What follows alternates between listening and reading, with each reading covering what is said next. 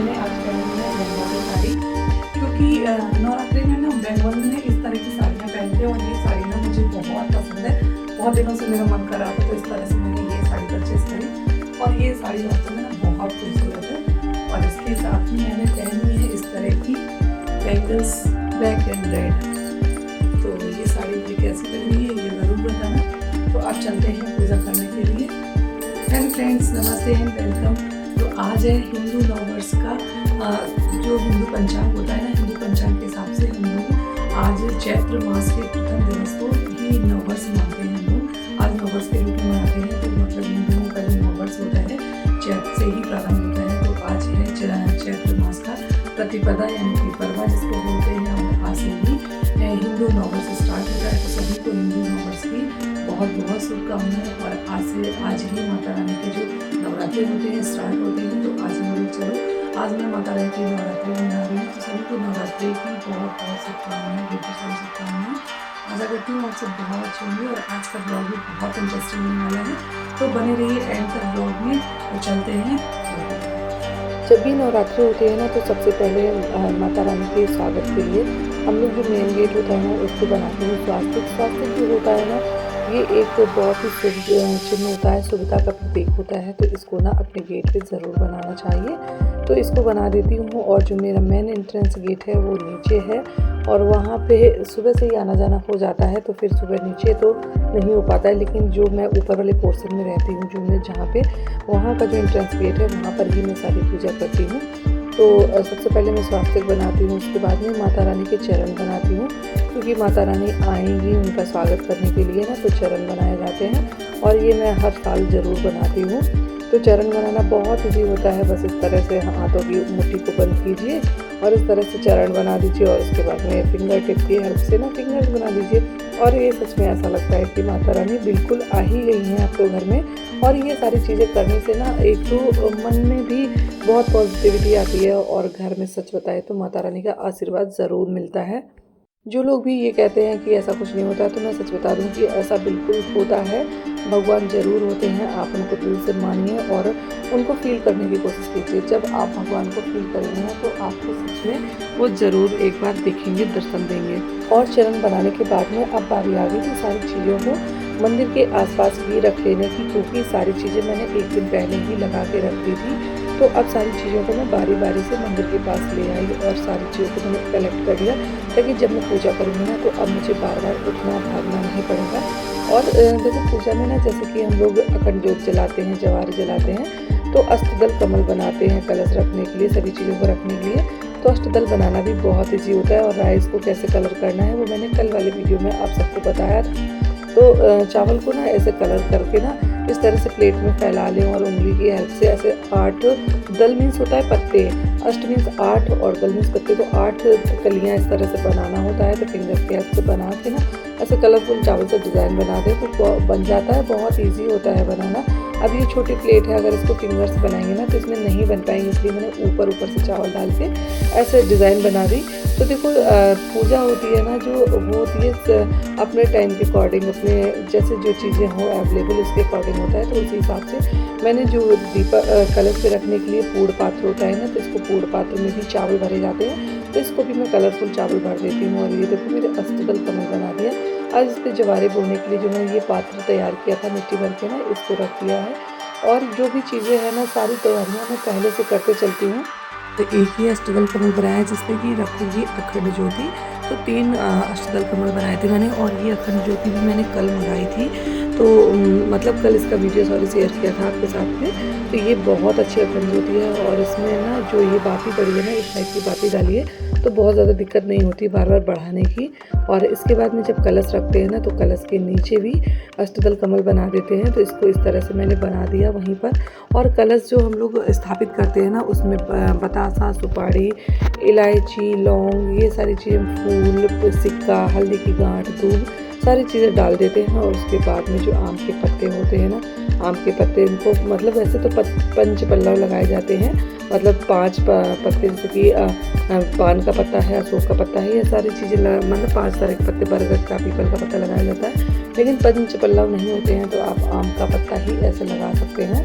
और आम का जो पत्ता होता है ना तो वो भी बहुत शुभ माना जाता है पूजा में। तो इस तरह से ना पत्तों पे तिलक लगा दें, पीला और लाल इस तरह से इनकी पूजा कर दें, मतलब पत्तों को पूजन करके उसके बाद में कलश का पूजन किया जाता है, कलश में स्वास्तिक बनाया जाता है। तो ये जो मतलब शुभ चिन्ह होते हैं, जो शुभता का प्रतीक होते हैं, ये सारी चीज़ें जब भी पूजा करते हैं, पूजा के हर सामान जैसे कि जवारे बोएंगे तो जवारे की उसमें भी लगाते हैं, सारी चीज़ों में ऐसे बनाते हैं। तो ये सारी चीज़ें बना दी और उसके बाद में माता रानी का स्नान कराना था, तो स्नान कराने के लिए जो थाली होती है ना, जिसमें अभिषेक कराएंगे माता रानी का, तो उसमें भी स्वास्तिक बनाया जाता है। जब भी किसी भी देवी देवता का अभिषेक कराते हैं ना जिस पात्र में, उसमें पहले स्वास्तिक बना लें या तो फिर मतलब जो स्नान कराने के लिए एक चिन्ह होता है स्टार टाइप का बनाते हैं, वो बनाया जाता है, उसको बना लें, उसके बाद में स्नान कराएं। और जब तक कि मेरी तैयारी इधर चल रही थी माता रानी की पूजा वगैरह की, तब तक आराध्या ने लड्डू गोपाल जी और राधा रानी को खूब सुंदर सा श्रृंगार कर दिया था। अब आ गई थी बारी हम लोग की अभिषेक करने की माता रानी की, तो हम सब मिलकर कर रहे थे अभिषेक। और आज की पूजा ना सच में बहुत लेट हो गई थी, क्योंकि सुबह सुबह ना बच्चों के स्कूल जाना था और हस्बैंड को भी जाना था, और रात में थोड़ी सी काम करते करते ना मेरी तबीयत थोड़ी बिगड़ गई, तो सुबह इतनी जल्दी मैं सारा काम नहीं कर पाई थी। तो सुबह थोड़ी बहुत पूजा हो गई थी, उसके बाद में बच्चे स्कूल चले गए थे, फिर मैंने वेट किया बच्चों के स्कूल से आने का। जब बच्चे स्कूल से आ गए 1 बजे, उसके बाद फिर हम लोगों ने अभिषेक किया। तब तक मैंने सारी सामग्री पहले से लगा ली, सारी पूजा पाठ का सारा काम कर लिया था, ताकि बच्चे स्कूल से आ जाएं, फिर उसके बाद हम लोग बस अभिषेक करना होगा। तो जब बच्चे स्कूल से आ गए उसके बाद हम तीनों ने मिलके अभिषेक किया। और हस्बैंड का तो इस समय चल रहा है कॉपी चेक करने का कार्यक्रम, तो वो तो शाम को 5 बजे तक आ पाते हैं। तो उनका वो अपनी पूजा करके चले गए थे, माता रानी का स्नान वगैरह करा दिया था उन्होंने। लेकिन विधिवत पूजा जो होती है वो हमने नहीं कर पाई थी, तो वो जब बच्चे आ गए स्कूल से, उसके बाद हमारी पूजा स्टार्ट हुई। फिर हम लोगों ने खूब मतलब विधि विधान से माता रानी की पूजा करी, माता रानी का अभिषेक किया और उनका श्रृंगार किया। तो इस तरह से माता रानी का हो गया था श्रृंगार। और देखो हमारे पास ना 3 मूर्तियाँ हैं माता रानी की, लक्ष्मी माता की और अम्बे माँ की 2 मूर्तियाँ हैं। तो तीनों लोगों को हम स्थापित करते हैं, तीनों लोगों को स्थान देते हैं। तो बारी बारी से हमने ना तीनों माता रानी को इस अभिषेक कराया, उसके बाद में उनका श्रृंगार किया। और देखो जिस दिन कोई स्पेशल पूजा होती है ना, कोई स्पेशल डे होता है, उस दिन बहुत टाइम लगता है पूजा में। तो ये है ना कि थोड़ा सा धैर्य के साथ में पूजा करनी चाहिए, क्योंकि मुझे लगता है ना पूजा में ना कोई भी जल्दबाजी नहीं करनी चाहिए। कहते हैं ना बूढ़े बुजुर्ग अपने जो घर के होते थे पहले, दादी नानी, वो लोग बताते हैं कि जो भोजन और भजन में कभी भी जल्दी नहीं करनी चाहिए। भोजन और भजन हमेशा बहुत शांति से करना चाहिए, बहुत ही इत्मीनान से, अच्छे मन से, शांतिपूर्वक करना चाहिए।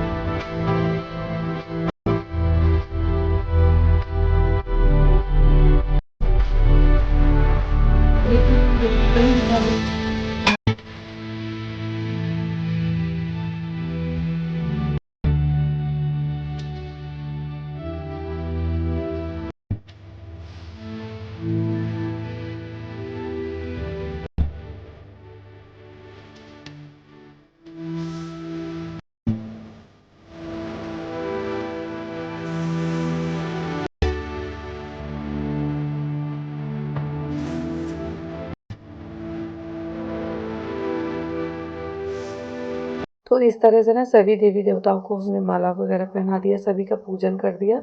और कल ना जब फूल मंगवाए ना, नवरात्रि हो या कोई फेस्टिवल हो, फूलों की डिमांड बढ़ जाती है ना। तो फूल जो फूल वाले भैया ने फूल दिए ना हस्बैंड को, वो ऐसे दे दिए थे कि मतलब बहुत ज़्यादा अच्छे फूल नहीं थे। तो फिर जैसे तैसे मैनेज करके मैंने माला बनाई थी गुलाब की। गुलाब के फूल तो सारे टूट गए थे, पत्तियों से बनानी पड़ी थी। तो सभी को मैं खुद माला बना के खुद से पहनाती हूँ। मैं अपने भगवान जी को माला पहनाने के लिए ना कभी भी रेडीमेड नहीं मंगाती हूँ, हमेशा घर में खुद से बना के पहनाती हूँ। और उसके बाद में अब बारी आ गई थी जवारे बोने की, क्योंकि माता रानी स्थापित हो गई थी। जब माता रानी स्थापित हो जाती हैं उसके बाद में ही जवारे बोए जाते हैं, कलश स्थापना करी जाती है और अखंड ज्योति जलाई जाती है। हाँ, लेकिन मैंने सारी चीज़ें पहले से अच्छे से लगा के रख दी थी ताकि जब पूजा करूँ ना तो बहुत टाइम ना लगे। और आज पूजा करते करते मुझे ना 3 साढ़े 3 बज गया था। पूरा दिन आज मेरा पूजा में गया। और जब नवरात्रि का फर्स्ट डे होता है ना तो मेरी पूजा बहुत लंबी चलती है। और उसके बाद में सभी चीज़ों की मतलब पूजा वूजा करने के बाद सभी चीज़ों से फिर उसके बाद में पान का भोग लगाया जाता है। पान में सुपारी और लौंग, इलायची, बतासा सारी चीज़ें रख के पान से माता रानी का आवाहन किया जाता है, पान चढ़ाया जाता है। तो ये मेरे यहाँ होता है, तो मैंने ऐसे करती हूँ। जो चीज़ें मेरी ससुराल में होती हैं वो भी करती हूँ, और जो मेरे मायके में होती है वो भी करती हूँ। क्योंकि देखो, कोई भी लड़की होती है अपने मायके से आती है ना, तो मायके के संस्कार भी उसके अंदर होते हैं और ससुराल के तो दोनों चीज़ें लेके चलनी चाहिए। तो मैं मतलब जो भी मुझे आता है, और बाकी पूजा में या किसी भी चीज़ में कोई भी परिपूर्ण नहीं होता है, कोई भी मतलब सफिशिएंट सब चीज़ें किसी को नहीं आती हैं। तो जितना जो कुछ आता है उतना उस तरह से पूजा कर लेती हूँ। और उसके बाद में सब माता रानी का आह्वान करने के बाद में, ज्वाला माँ का आह्वान करने के बाद में फिर बस अखंड ज्योति जला देती हूँ और माता से प्रार्थना करती हूँ कि हे माता रानी, आइए मेरे घर में, आप विराजिए आके। और देखो, जो अगर आप अखंड ज्योति जलाते हैं ना तो साथ में एक सहायक ज्योति ज़रूर जलाएं, ताकि कभी भी बाती अगर जैसे कि कम हो जाती है, उसको बढ़ाने के लिए ना सहायक ज्योति जला के रख ले, उसके बाद में ही बाती बढ़ाएं। तो इस तरह से अखंड ज्योति जो है ना आपकी अच्छे से जल पाती है पूरे 9 महीने तक। और ये वाली अखंड ज्योति जो मैंने मंगाई है ना, सच में मैं बहुत खुश हूँ इसके लिए, क्योंकि ये बहुत अच्छी है और इसका सिस्टम जो है ना ये भी बहुत अच्छा है। तो अखंड ज्योति भी जल गई मेरी, कलश भी स्थापित हो गया, माता रानी भी स्थापित हो गई हैं और जवारे भी बो दिए हैं। अब सारी चीज़ें हो गई। उसके बाद में अब नंबर आता है आरती का। तो अब करेंगे आरती प्रेम से सभी लोग मिलके।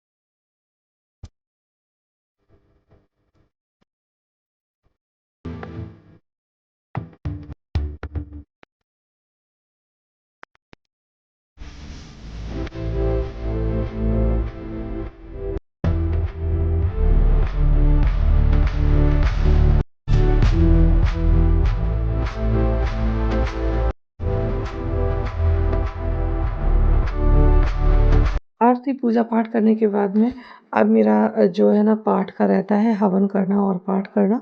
तो आज काफ़ी लेट हो गया, पूजा करते करते 3 साढ़े 3 बज गया था। तो अब जो हवन और पाठ रह जाएगा मेरा, वो मैं करूँगी शाम की पूजा में, क्योंकि शाम को अभी थोड़ा सा ये है कि एनर्जी लेवल भी बहुत डाउन हो गया था और बच्चों को भी भूख लग रही थी। तो सबको अब कुछ खिलाने पिलाने के बाद में फिर शाम की जब पूजा होगी ना, उसमें मैं करूँगी फिर अपना पाठ और हवन वगैरह। तो देखो, जब नवरात्रि वगैरह होती है ना तो पूजा पाठ पूरा दिन ही चलता रहता है। तो अगर ऐसी कोई सिचुएशन आ रही है ना, तो आप जो है ना आरती भोग के बाद में अब थोड़ा जो भी आपके काम रहते हैं उनको करने के बाद में आप शाम के मीटिंग में भी आप पाठ कर सकते हैं और हवन वगैरह कर सकते हैं। और वैसे भी पूजा मैं दोनों टाइम ही करती हूँ नवरात्रि में। तो ये रहता है कि जो पूजा सुबह छूट जाती है उस पूजा को मैं शाम को कर लेती हूँ। तो ये किसी तरह मैनेज हो जाता है। और उसके बाद में मेरे लड्डू गोपाल जी, राधा रानी और सभी देवी देवताओं की भी पूजा करनी थी। और लड्डू गोपाल जी ना इतने सुंदर लगते हैं जब ये श्रृंगार होता है इनका, तो मन करता है बस इनको देखते ही रहें, इनकी नज़र उतारे, इनकी बलाई ले। और इस तरह से मेरी पूरी पूजा जो है ना खूब अच्छे से संपन्न हुई। तो कैसी लगी आपको आज की पूजा, कैसा लगा आज का ब्लॉग, आप सबको ज़रूर बताना कमेंट करके। और जो भी मतलब जो भी गलतियाँ होती हैं उन सब के लिए माता रानी से क्षमा प्रार्थना कर लेती हूँ, क्योंकि मुझे कुछ नहीं आता। माता रानी आप जो करवाती हैं बस मैं वही करती हूँ।